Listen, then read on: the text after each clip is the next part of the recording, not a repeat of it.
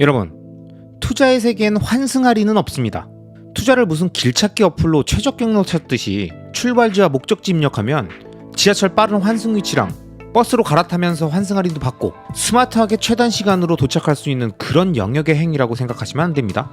영상 시작하자마자 본론부터 얘기하니까 이게 뭔 소린가 하시죠? 제가 이 말씀을 드리는 이유는 우리 주변에 보면 지금부터 제가 말씀드리는 이런 얘기를 하시는 분들이 계셔서 이렇게 말씀드리는 겁니다. 2015년쯤에 부동산 샀었으면 2020년엔 팔았어야지. 다들 사고 싶어 난리가 났었으니까 그때 싹 정리하고, 그리고 바로 비트코인 반감기 왔으니까 풀베팅하고, 반감기 끝나면 슬슬 팔고 나와서 밑에서 잡는 거 몰라? 금리 인상한다고 했을 때 미국 주식 털었어야지. 이머징 주식 먼저 빠지고 있을 때가 기회였잖아. 너무 장기 투자 하지 말고 생각을 좀 유연하게, 소프트하게, 오케이? 가끔 주변에서 본인은 못했으면서 이런 얘기를 하시는 분이나 본인의 성공담이라면서 장황하게 설명하시는 분들을 매년마다 온라인이든 오프라인이든 어디선가 보게 됩니다. 그런데 여러분, 앞서 인트로에서도 말씀드렸지만 투자는 말이죠. 투자는요, 저분들이 얘기하는 것 같은 드라마틱한 최저 경로나 환승 할인이 없습니다. 그런 걸 알려주는 어플이 있다고 해도 그대로 안 돼요. 이걸 아셔야 됩니다. 야, 이 답답아. 네가 해봤어? 해보지도 않고 안 된다고 하면 안 되는 거야? 나 수익률 봤어?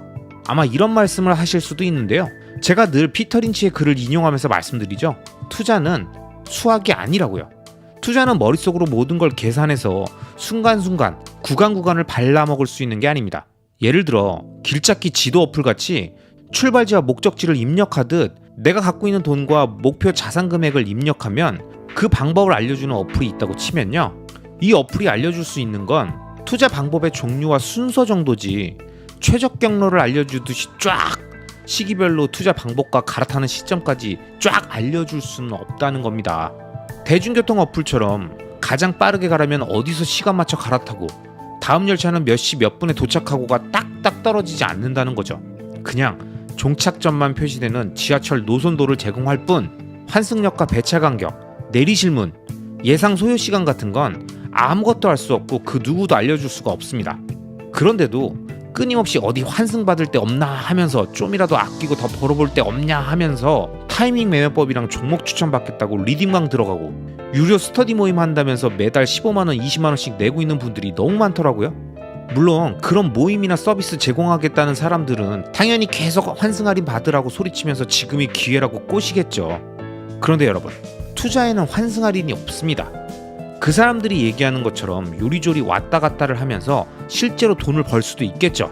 하지만 그렇게 투자의 리스크를 타이밍에 담아 덜어내는 방식, 즉 늘 최적 경로를 계산해서 투자의 환승 할인을 그때그때 받으려고 하는 사람들은 9번 환승 할인 받고 10번째 일을 그르칩니다. 지하철에서 내려서 버스 갈아타려다가 놓치고 다시 지하철역으로 돌아가면 열차는 끊겼고 결국 새벽에 할증 택시 타고서 가장 비싼 돈을 지불하고 집으로 돌아가게 되는 일이 생긴다는 거죠. 그나마 그것도 운이 좋은 거지. 돈이 없어서 몇 시간 걸어가야 되는 사람도 있을 텐데요. 그럼 이게 얼마나 에너지와 시간과 정신적 손해입니까? 투자의 세계에서는 다양한 방식과 전략이 존재하지만 우리가 이 세상을 살면서 오랫동안 투자를 하려면 투자의 방식은 단순하게, 그 대신 진입장벽은 높게 가져가는 것이 좋지 않겠습니까? 누구나 쉽게 접근하고 아무나 달려드는 영역에 그 어떤 프리미엄과 초과 수익이 있겠습니까? 이제 막 투자 좀 해보겠다고 달려드는 사람이 제일 많이 하는 게 뭐죠? 바로 단기 트레이딩, 수익 나면 바로 익절하고 다른 종목으로 갈아타기, 이런 거잖아요. 그러면서 몇천 몇만 %의 수익률을 자랑하죠. 그런데 이 영역에는 선수들이 가득한 거 아시죠? 월가나 여의도의 기관 투자자들이 월급 받으면서 전문적으로 트레이딩만 하고 있고 전업으로 달려들어서 하루 종일 트레이딩만 하고 있는 사람들이 전 세계에 가득한데 굳이 이 영역에서 승부를 단기에 보시겠다면 전 말리진 않겠습니다. 그렇게 계속 갈아타기 하면서 하락 구간을 싹 발려서 피하면서 환승 할인 받고 가장 빨리 목적지로 가겠다는 그 마음이 그분들이 서 있는, 여러분들이 서 있는 그 버스 정류장 주변에 가득 찬 수많은 사람들을 만들었다는 것만, 그 사실만 기억하시면 됩니다. 전 환승 할인 따위엔 관심이 없습니다. 목적지를 입력하고 앉아서 오랜 시간이 걸려도 정확하게 갈 수 있는 장기 투자라는 방법을 선택했고요. 지겹도록 타고 가야 된다면서 짜증내면서 졸고 게임하다가 중간에 내리는 사람들 사이에서도 차분하게 앉아서 책 보면서 유튜브 영상 편집하면서 그렇게 그 열차 안에서 쭉 가려고 합니다. 제가 좋아하는 모건하우절의 돈의 심리학에 보면 이번 영상에서 언급했던 내용과 유사한 상황을 설명하는 챕터가 나옵니다. 이 책에서 모건하우절은 우리에게 이렇게 질문합니다. 부자가 될 것인가? 부자로 남을 것인가? 이 질문은 많은 의미를 담고 있습니다. 우리가 살고 있는 자본주의는 절대 녹록하지가 않죠. 그 이유 중 하나가 바로 돈을 버는 것과 돈을 잃지 않는 것이 전혀 다른 별개의 영역이기 때문입니다. 아무리 짧은 시간 많은 돈을 벌었어도 금방 탕진하는 사람들이 많은 이유는 그 돈을 벌었던 방식 안에 문제가 있을 가능성이 높습니다. 이 책에서는 수많은 도박이 실패하는 이유는 그 도박이 잘못됐거나 틀렸기 때문이 아니라 정확히 일치할 때만 맞아 들어가는 것이 대부분이기 때문이라고 말합니다. 즉, 아무리 계획을 요리조리 세워봤자 자신이 머릿속으로 그린 그 패턴의 요소 중 하나만 맞지 않아도 다 빠그라지는 게 도박에서의 승률이기 때문에 아무리 계산을 해도 시뮬레이션처럼 되지 않는다는 거죠. 그런데 문제는 자신의 계획대로 되지 않으면 큰 돈을 잃을 수도 있고 때론 투자의 세계에서 생존할 수 없는 상태까지 가게 된다는 겁니다. 마치 환승 할인 받으려고 기다렸다가 차 놓치고 할증 택시 타고 겨우 집에 돌아가는 것과 같은 상황인 거죠. 이 책에서는 투자에 있어 생존을 강조합니다. 투자는 성장이나 머리, 통찰이 아니라 전멸하는 일이 없이 포기하는 일이 없이 오랫동안 살아남는 능력이 가장 큰 차이를 만들며 이건 투자뿐만 아니라 커리어든 사업이든 상관없이 우리 인생의 전 영역에 해당되는 개념이라고 강조합니다. 그렇기 때문에 생존이 우리 투자자에게도 가장 중요한 기본 전략이 되어야 하고 이를 위해 어떻게 하면 생존 확률을 올릴까? 어떻게 하면 모든 걸 빠르게 잃어버리는 파산을 막을 수 있을까?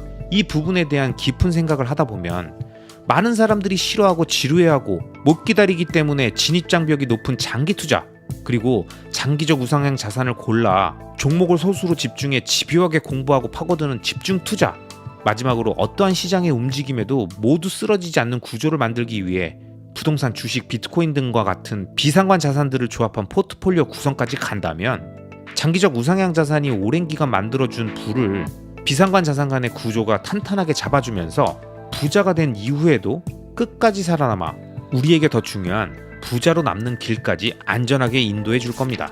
투자를 하다 보면 가끔 자신이 잘못 판단했었다는 걸 깨닫는 순간이 있습니다.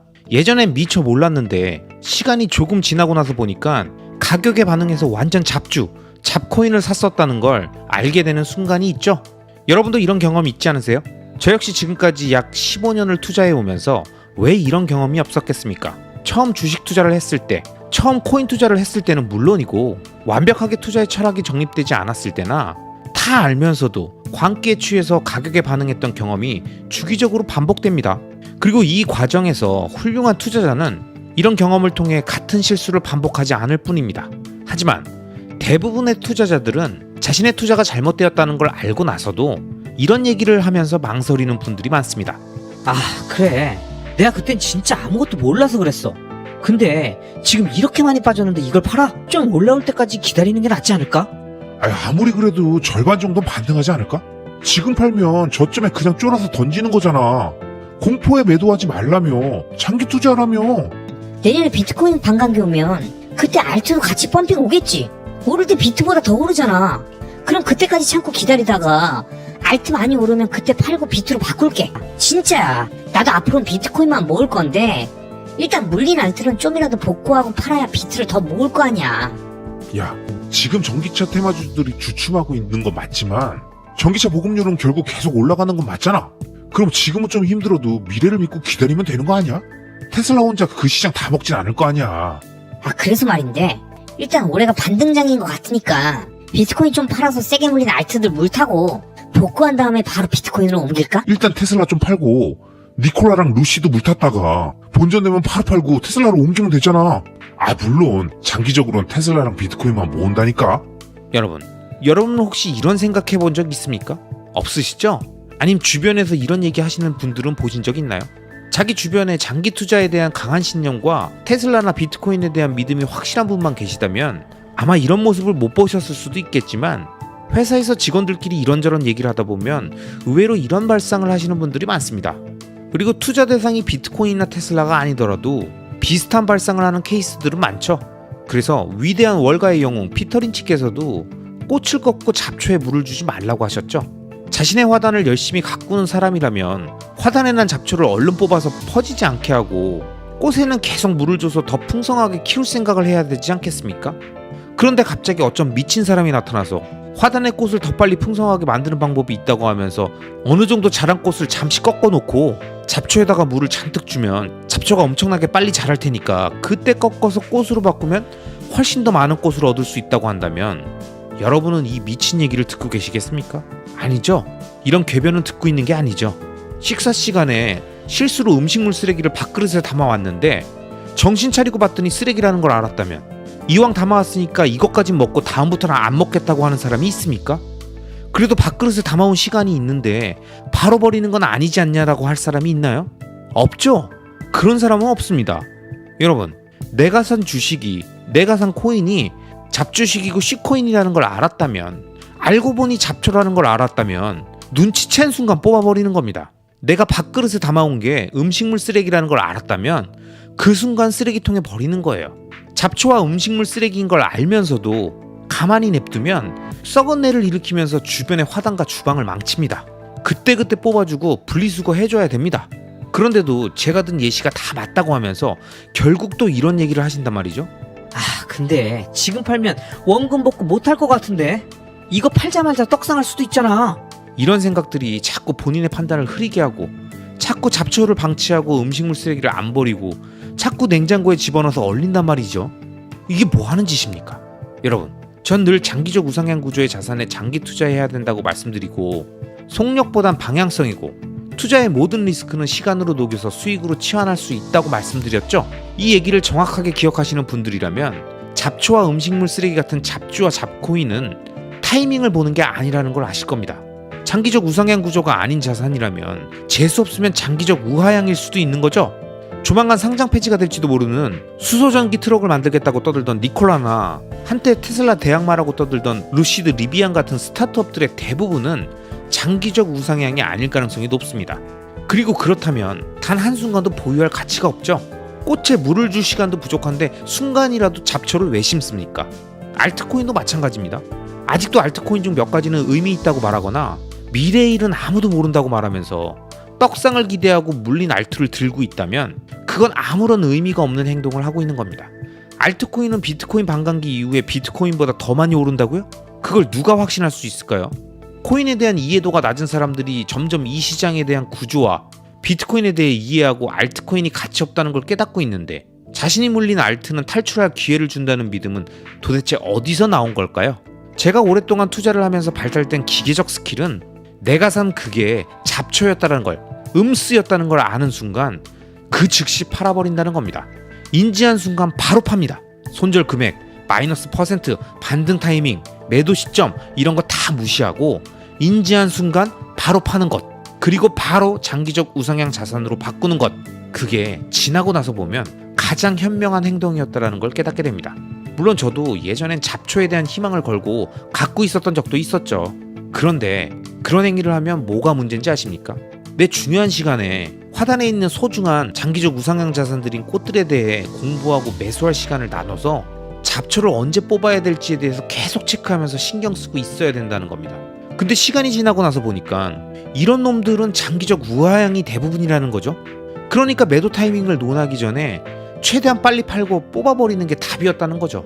구조적으로 망가진 무언가에 매달려서 자신의 소중한 시간과 에너지를 낭비하지 말고 괜히 들고 있으면서 계좌 볼 때마다 스트레스 받고 짜증내지 말고 자신의 실수를 인지한 순간 가장 빨리 잘못된 상황을 바로잡아 정상으로 만드는 게 비록 그 순간은 한참 돌아가고 스마트해 보이지 않고 무식한 출구 전략처럼 보이더라도 문제를 해결하는 가장 확실하고 정확한 방법이라는 점을 이 영상을 통해 꼭 설명드리고 싶습니다.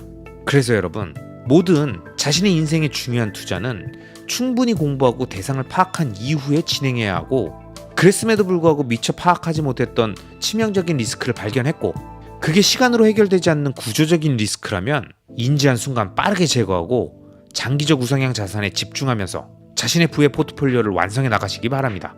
여러분, 안 좋은 자산은요, 지금 이 순간은 어떤 식으로든 누군가의 눈을 속이고 현혹시킬지 모르지만 그 잡초가 갖고 있는 구조적 한계와 오류투성인 내용을 결국 시간이 지나면서 많은 사람들이 인지하게 되고 눈치 게임처럼 너도 나도 탈출하게 되면서 결국 0으로 수렴하는 과정을 가게 된다는 걸 꼭 알고 계셔야 됩니다.